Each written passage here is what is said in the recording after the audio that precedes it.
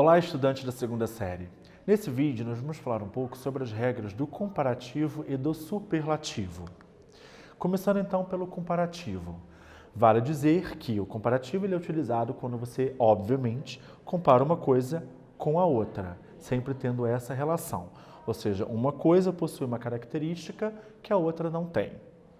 Vejamos aqui alguns exemplos. Brazil is as big as Canada. Aqui eu tenho um exemplo de um comparativo de igualdade. O Brasil é tão grande quanto o Canadá. Então eu estou comparando os dois países de forma igual.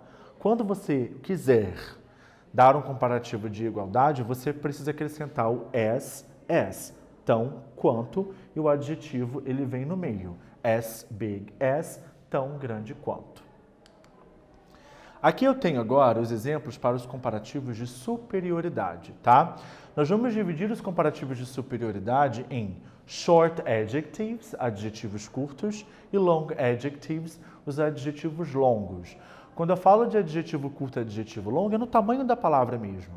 Se eu comparo, por exemplo, a palavra fat, que significa gordo, tem 3 letrinhas, fat. Se eu digo intelligent, que significa inteligente, é muito maior.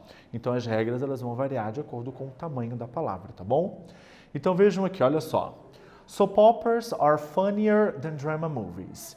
Que novelas são mais engraçadas do que filmes de drama.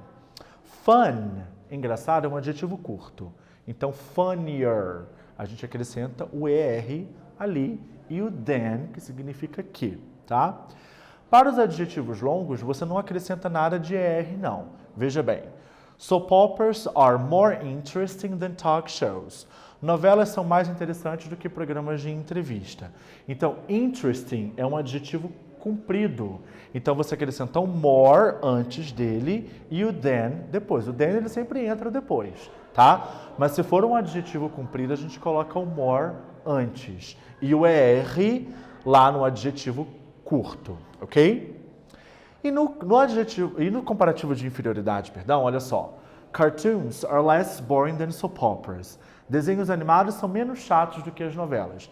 Então, quando você quer dar o comparativo de inferioridade, basta você acrescentar o less antes do adjetivo. Less boring than, menos chato que, ok? Falando agora sobre o superlativo, preste atenção.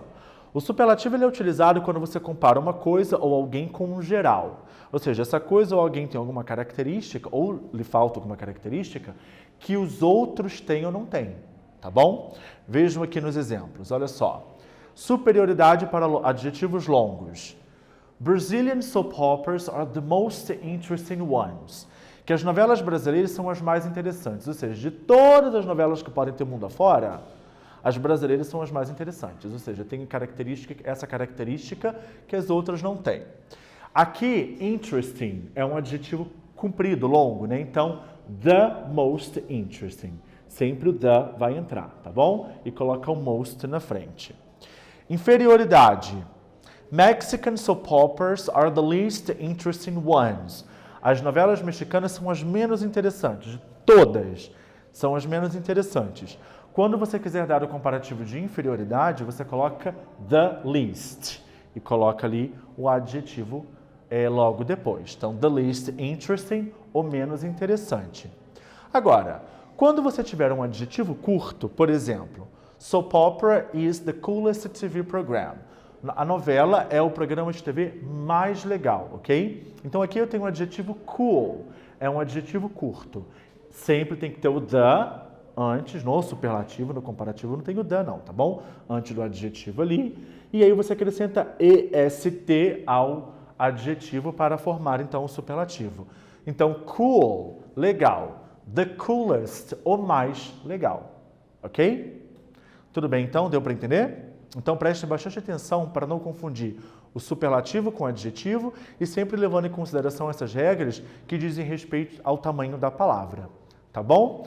Bom, nesse vídeo nós falamos um pouco sobre as regras do comparativo e do superlativo e espero que vocês tenham gostado. Bye, bye.